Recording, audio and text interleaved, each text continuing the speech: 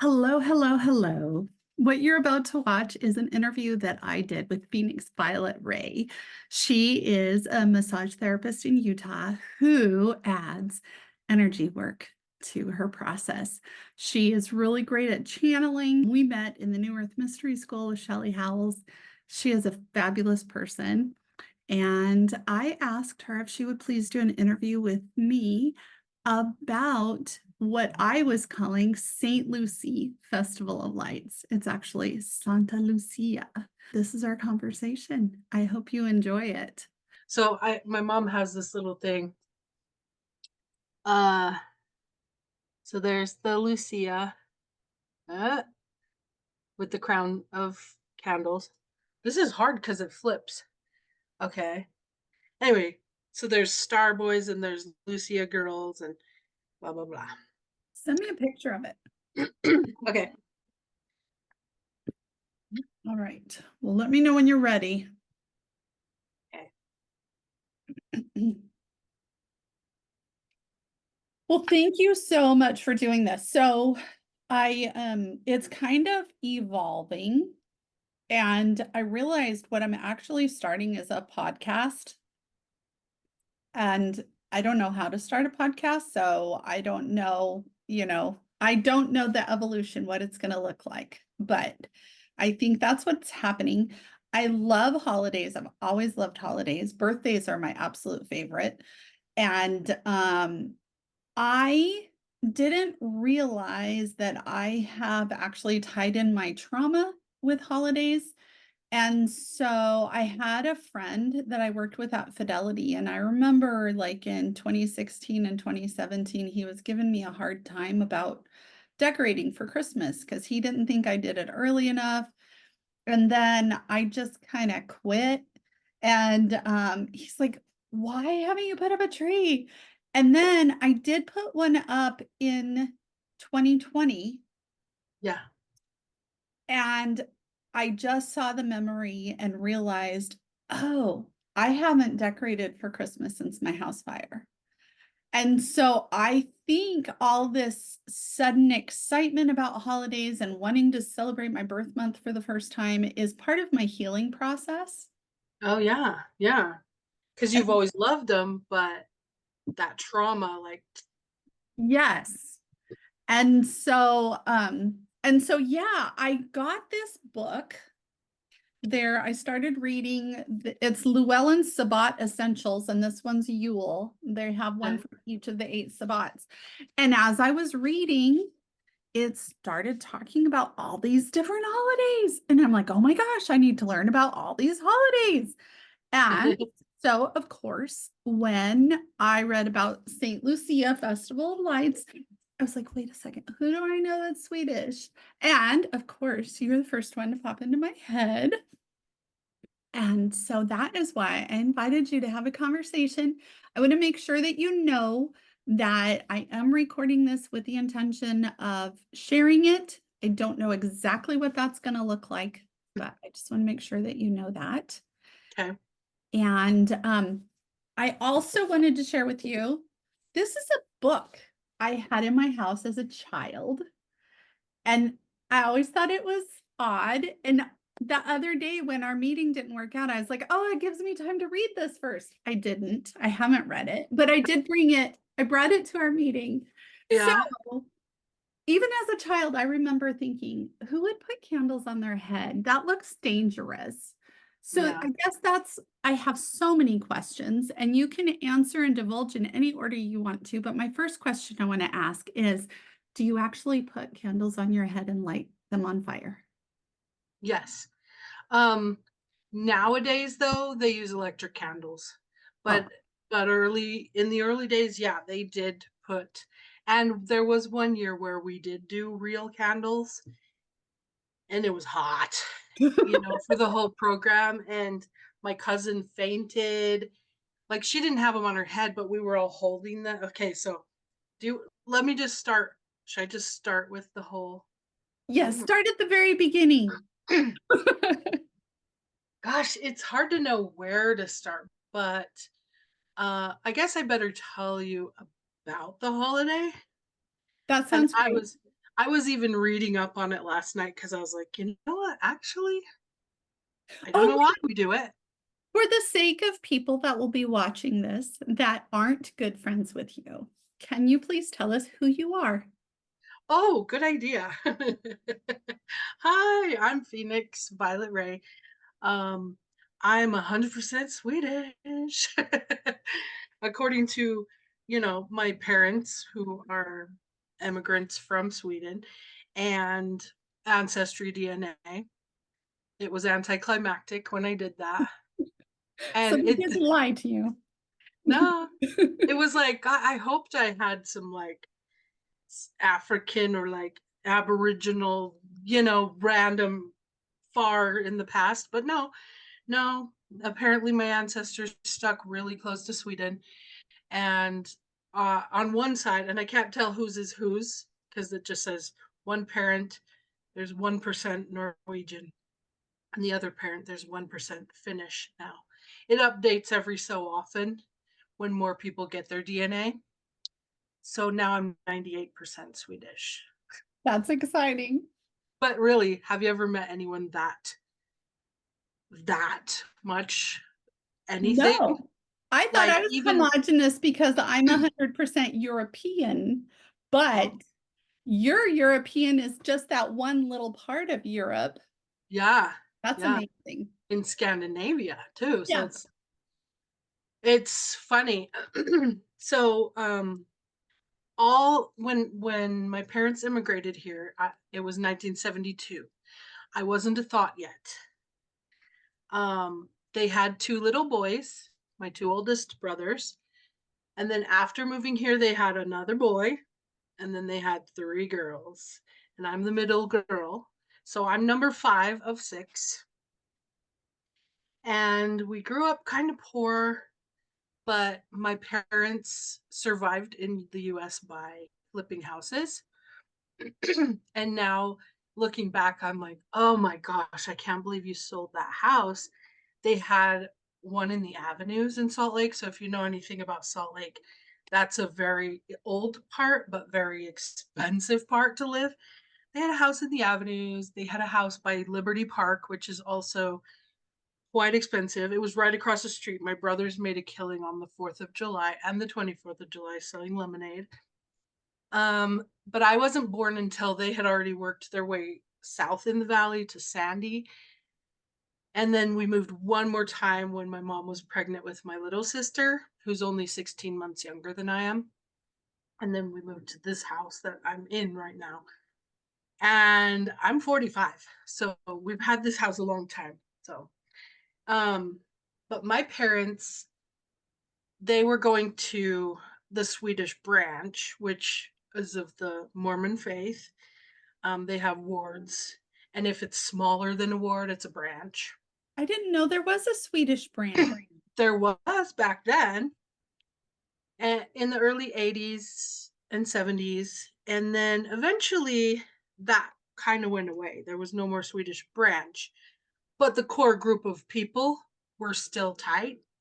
And so we would always rent that old church building, I guess, or use it every December for the St. Lucia Day, which is, they say Santa Lucia. And it's so cool. Like that building is just interesting and old and beautiful. And I had a lot of fun memories. So we would have to go like after Halloween, we'd start practicing for Lucia and we would learn all the Swedish songs so that, and that was a big part, learning the Swedish songs. So we'd practice singing our songs in Swedish, and then we'd practice walking like very slowly and for the program on December 13th, which is today. um, and I just read last night because it keeps saying about the solstice, right? The solstice is the darkest night of the year. And um, but I guess when the Gregorian calendar took over for the Roman one or whatever it was, it moved back like 8 days. Oh, And so it was December 13th, but then when the calendar switched, they just never changed it. oh, okay. And so that's why it's December 13th, but it's a big holiday in Sweden and everybody gets off work early and they start preparing for the festivals all over Sweden.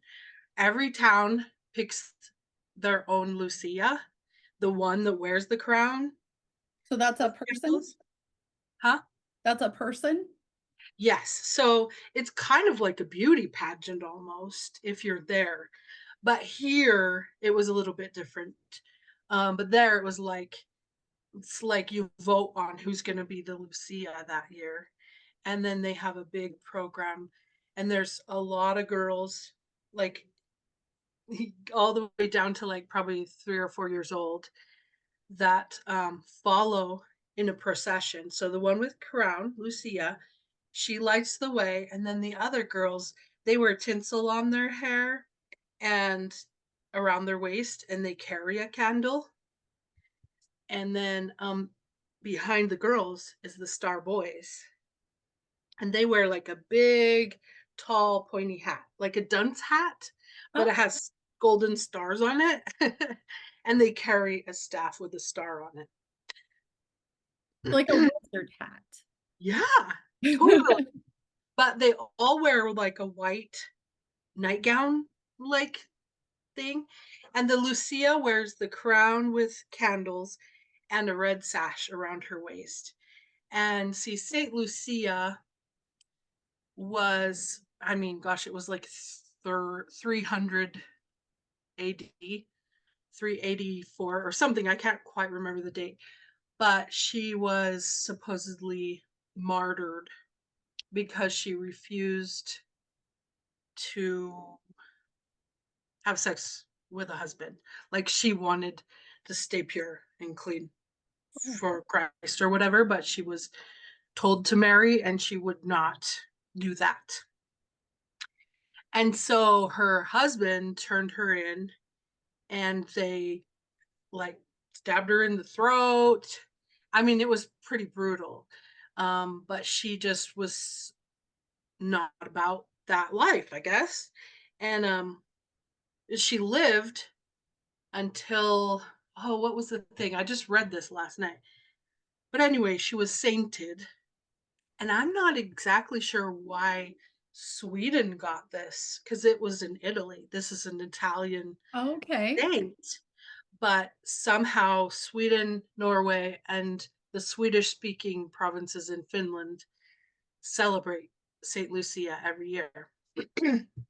And it's more since the since Christianity was introduced to Sweden, Okay. um, because they actually held out a long, long time with paganism, longer than most of the world. I was thinking Santa Lucia does not sound Swedish. So that's Italian, right? It's Italian, Gotcha. but we sing the song and it was funny because growing up, we were like, well, she doesn't look Swedish. How can she be the and then we're like, oh my gosh, this is not a Swedish thing at all. But it's become such a Swedish tradition. So Wow. yeah, So when you were little going to church in a Swedish branch, was everything in Swedish or did you speak yeah. English? It was in Swedish, but I don't even remember attending Swedish branch because I was that little Okay. before it separated. Um, but when we did the Santa Lucia, we spoke English, except for we would sing the songs in Swedish. And sometimes we would say, like, okay, because it's like a program. And we'd walk and sing the songs. We'd go up on stage, stand there all pretty, say a few parts, and sing some more songs. And then we'd walk down and then we deliver treats to everybody in the audience.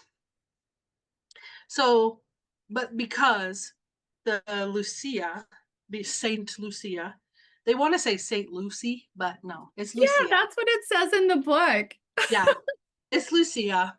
Okay. And um but she, I guess the lore is that she lights the way on the darkest night of the year, and she brings treats and goodies to everyone. And so it's kind of beautiful, and they have traditional Lucia buns that are made with saffron, which is one of the most expensive spices in the world as far as I know. Hmm. Um, and they're yellow. They kind of like a S with swirls on the ends and raisins in the center. Aw. Um, they're cute. They're not super yummy, to be honest. They're like kind of a plain bun, but they're traditional, so I always ate it. And then they would also serve like traditional pepparkakor, which is like gingerbread, but they're very thin ginger cookies and very crispy. So, That is so cool. So are you planning to celebrate tonight? um, you know what? They probably either did it this last weekend or they're doing it this coming weekend because they always do it on a weekend here, at least with the Swedish Heritage Society. So it's grown bigger now than the Swedish branch. And the Swedish Heritage Society is not affiliated with a religion. Oh, that's neat. But it's huge, and it felt impersonal after growing up with the Swedish branch way. And so I haven't been in quite a bit, but I would actually like to go. So I'm going to ask my mom if it's this weekend or what. So, Well, you had a lot of children in your house. Did you ever celebrate just at home? It sounds like you had enough kids to do your own typically in Sweden, they do celebrate at home.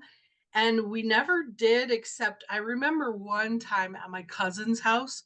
So we had cousins there too, and we did a Lucia there.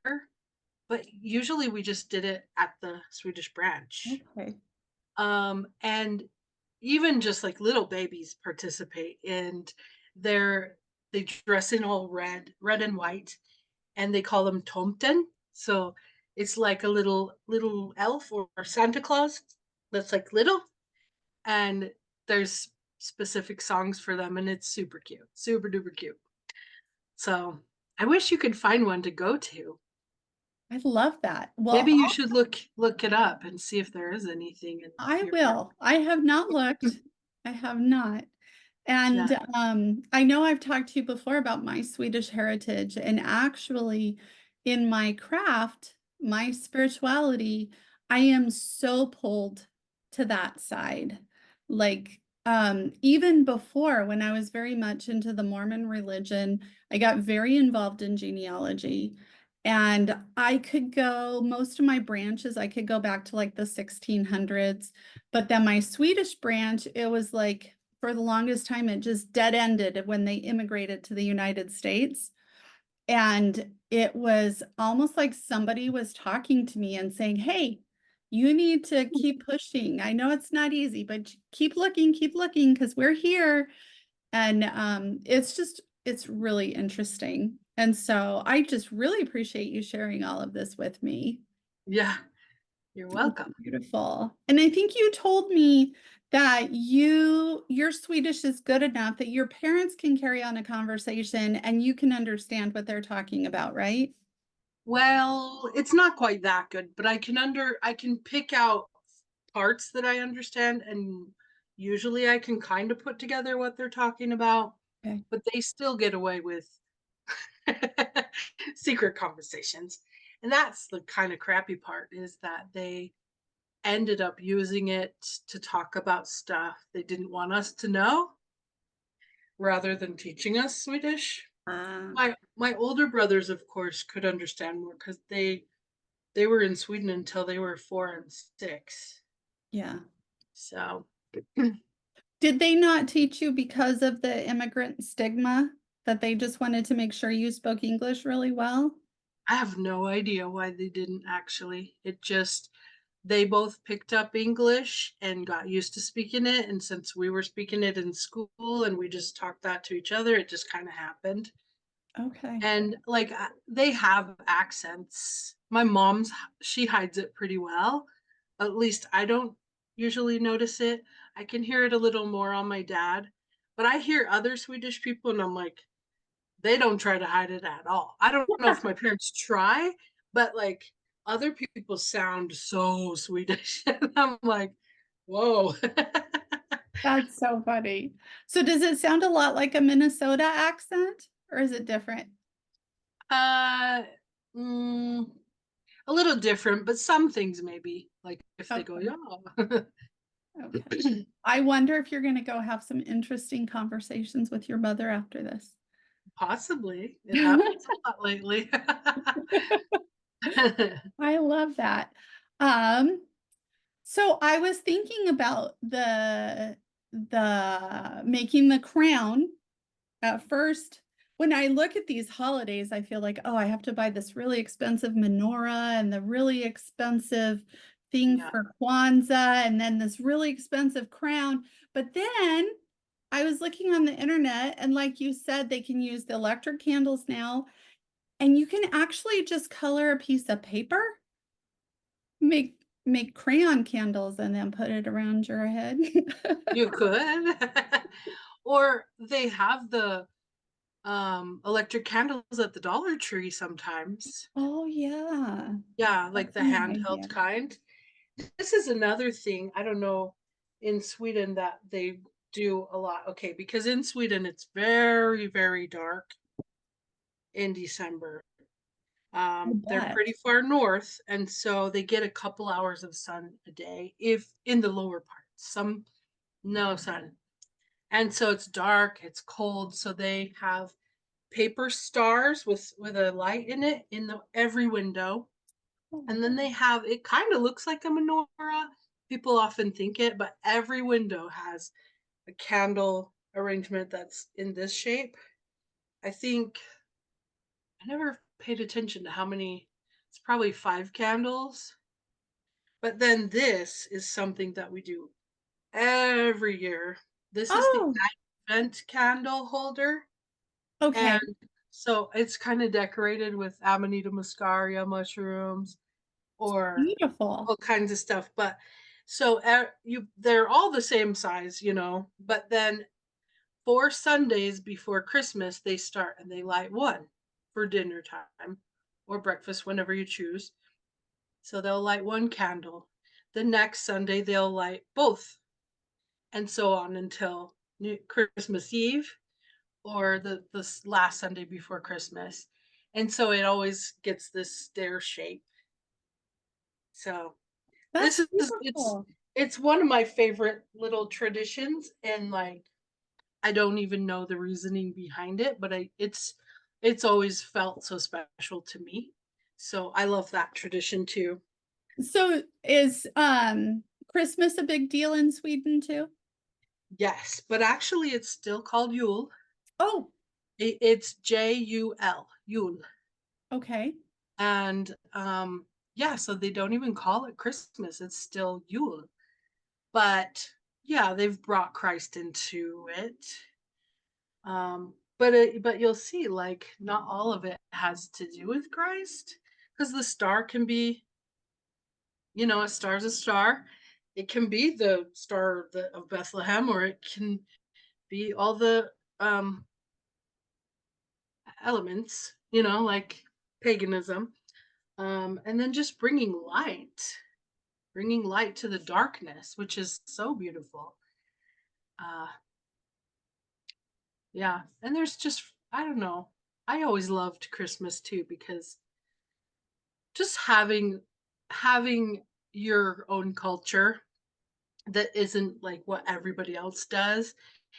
I don't know if it just felt kind of special to me. Kind of like birthdays and you. Like I love birthdays too cuz my family did a great job of making you feel special on your I love that. birthday. So what would you say?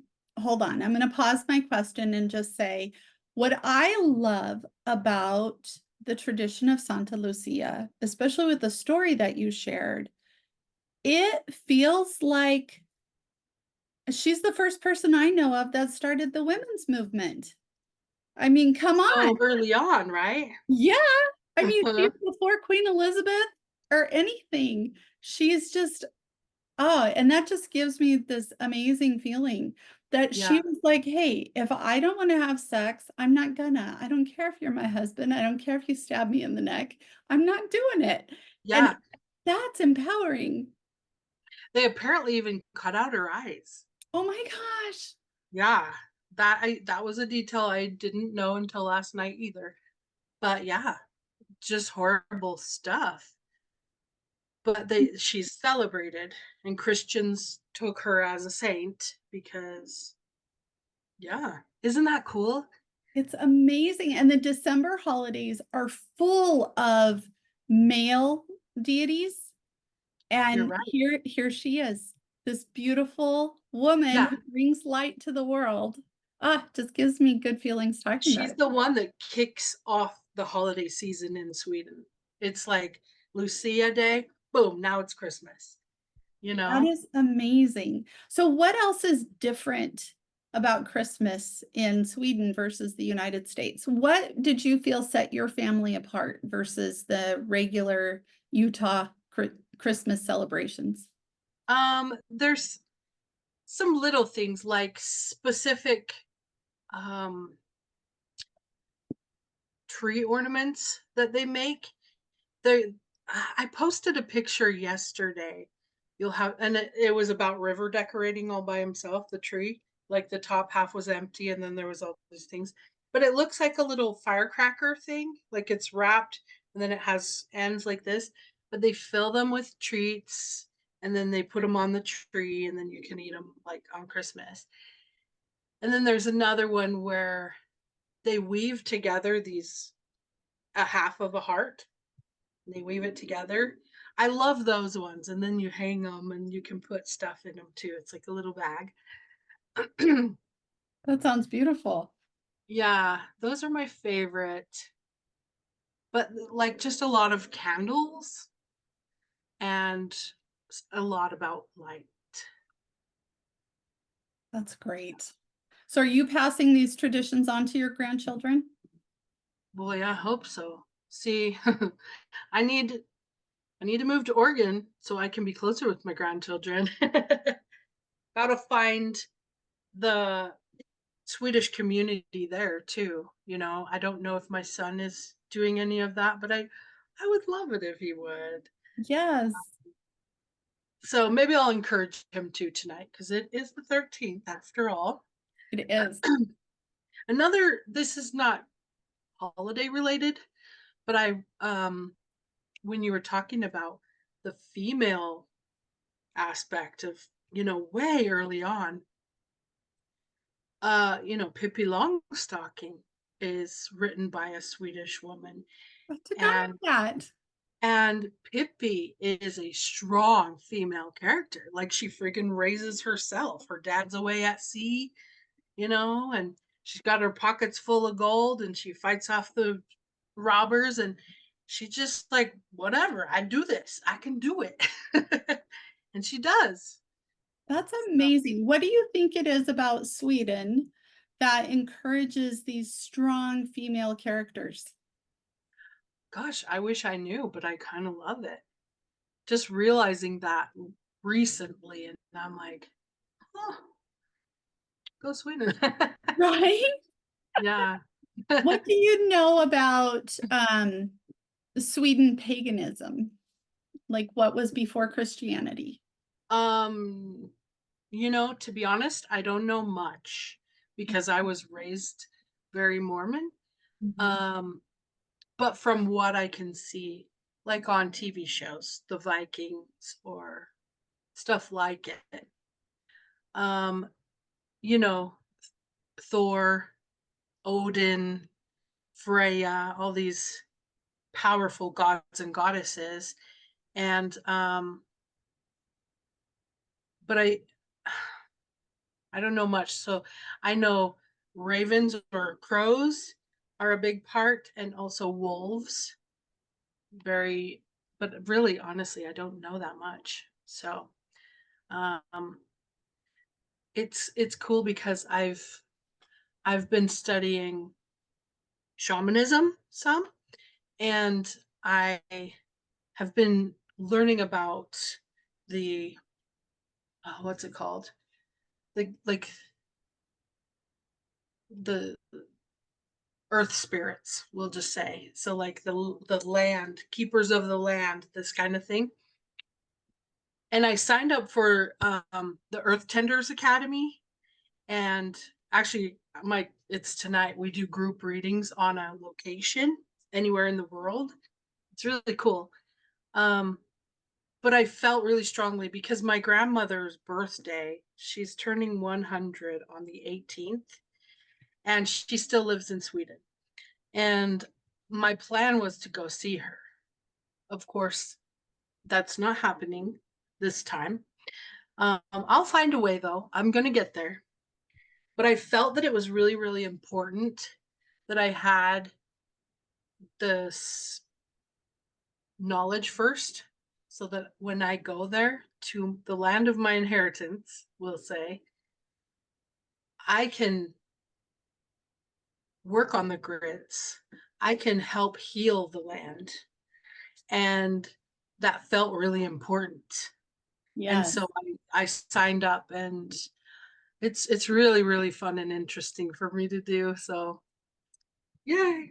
That is so beautiful. And you know, I just was listening to Shelley Howells talking about the numerology for 2024.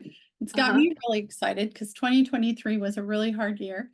And it's supposed to be all about abundance, not just in money, but also love, relationships, health. And so it feels so possible that 2024, you're going to make that trip to Sweden and go see your grandma and do Yeah. everything you want to do. That would be amazing. Yeah, and I have mentioned it to her, and she was like, "No, don't come in December. It's too cold and dark. Come in the summer when There you it's go. like light 24 hours a day."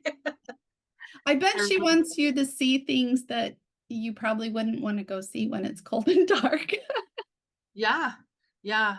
But I would really love to see it with all the Christmas, the Yule stuff Yes. too. And because when I was there, it was summertime. So I saw Midsummer Festival.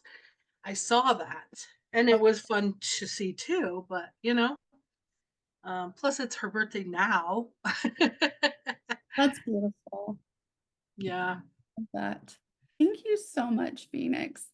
This is so cool. And I feel like you're celebrating tonight, Santa Lucia, by doing your group.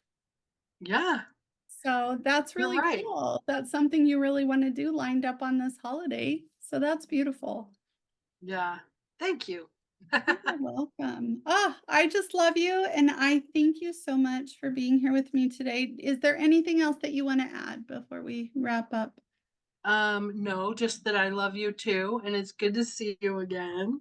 Ah, thank you. Thank you so much. Thank you for connecting me to my Swedish heritage. I appreciate it. Oh, you're welcome. Yay. Maybe we should go together. Oh my gosh. Oh my gosh. I would love that. That would be fabulous. I would Yeah. absolutely love that. Okay, let's work on that. Okay. Manifesting.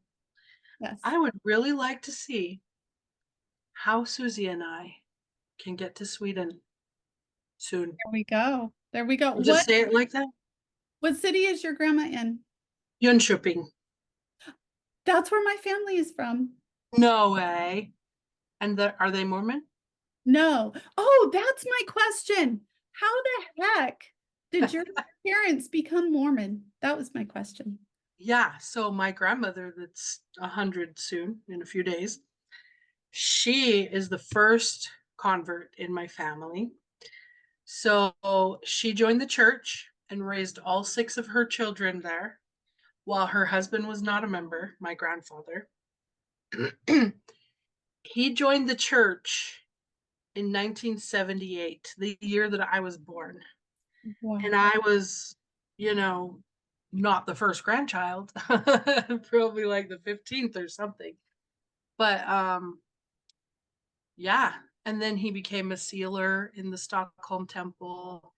And he actually sealed all of my siblings to their spouses, and um, he died before I got sealed in the temple, but he was there.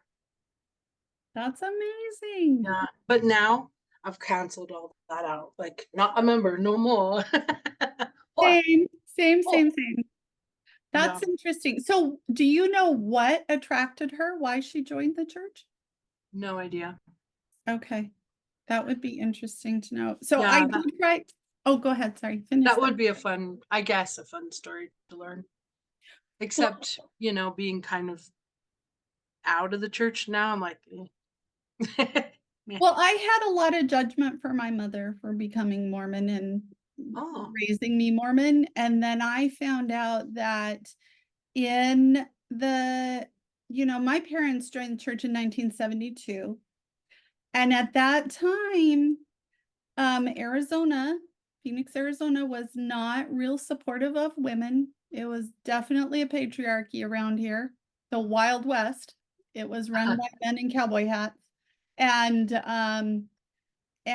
she just didn't have any community support. And so oh, she went to church after church after church until that's one thing Mormons are good at is community support. And she found the community support and she's like, oh, thank you. I need this. And that's that's what she needed. how it happened. Yeah, I think it's a lot of that. And what they get a lot of people with is you can be together forever. Yeah. So if there's loss or worries or fears, yeah, they like to say, well, we can save you. You'll be safe with us. Right. Right. Yeah. Yeah. But Yes. but it's contingent on you being perfect and everybody else staying perfect too. So you got to be like down their throats because Well, it's got its own set of problems, right? Oh, yeah, oh yeah. my gosh. I know. So I remember my mother telling me the day that she went to church and they told her that in heaven she was going to be pregnant for eternity, making babies. She went home and cried. That's what church was that? the Mormon church. She learned that What? from the society in the 70s. Whoa. She's I like, would cry that's not my too. idea of heaven. No. Oh my gosh, I couldn't imagine that either. Like, No. it's all about making babies forever? Yeah. No, thanks. I mean, I love my babies, but yeah. Yeah. So that's really fun that your ancestors are from the same city my dad's from. And Except I didn't know how to say it. I've always pronounced it Jonkoping. okay, yeah, it's Jönköping because the O's have two dots over, Okay. and a J is pronounced like a Y. Jönköping? Yeah, That's awesome. I yeah. love it. And I'll have to share with you one of my favorite artists. There's a big park there, and there's a monument to him. He he wrote and painted about forest creatures like trolls and yeah, lots of stuff like that. And I love his art. It's kind of dark, but it's so cute and just love it. And he died tragically too. I just watched this whole YouTube video on him because someone else was talking about it and I was like, "Oh my gosh, here, you got to learn about this guy." So I'll send it to you too cuz yeah, I'm kind of obsessed. I love the Sweden and Jönköping, and I have a picture of my sister and like we climbed up on the monument and we got pictures by What's the his trolls. name? His name is John Bauer. Okay. That's cool. I did use my notepad for something. Can you read it? Go to Sweden with Phoenix in 2024. Woo! Right, John Bauer, JOHNBAUER. Oh, that's interesting because we went to church with some Bowers in Minnesota. My family immigrated to Iowa Okay. and yeah, and they stayed there until my grandmother is the one that moved away. Um, so yeah, my Swedish roots in the US are all in Iowa. But it makes sense that you admire an artist because you are also an artist. Yeah, Do that's you right. feel like you put any of your Swedish heritage into your art? Of course. I've sculpted some of his paintings. You Well, have. I sculpted one of the trolls. I meant to do more, but I his ear broke off and I never quite finished him. Like I want to put his hair on and I didn't make him a body. I'll I be will have honest. to share with you. I just saw my daughter shared a meme and it says it's about artists. But you know, from the Matrix, when they give Neo, he's supposed to take either the blue pill or the red pill. And it said one is finishing the project you started, and the other one is starting a new project. And then it shows Morpheus, and he says, "Did you just take both pills?" Oh yeah. Yay, ADHD. I need a body double for this. Yes, yes, yes. Oh, Mm. that's so fun. Okay, I think we're done unless I don't have any other questions tickling the back of my brain. Is there anything else you wanted to share? No, but well, a little bit about John Bauer. Okay. There's a tarot deck, and because I found it. There's calendars, there's paintings, like, but yes, there is a tarot deck. You had me with tarot. I will have to find that one. Oh, Yeah. that's Okay. amazing. Okay. Love you, girl. I love you. Have a wonderful Santa Lucia, and I hope that your gathering tonight is fabulous. Thank you. See ya. Bye-bye. My closing thoughts on that interview are wanting to tell you about my Swedish heritage. My ancestors immigrated to the United States in the 1800s. They came from, can I say it right? Jönköping, Sweden. They settled in Iowa, and my mother actually knew her grandmother, Alida, had a Swedish accent. And finding that part of my family tree has been amazing. And I feel really connected to that part of my family when I do my spiritual work and practice my craft.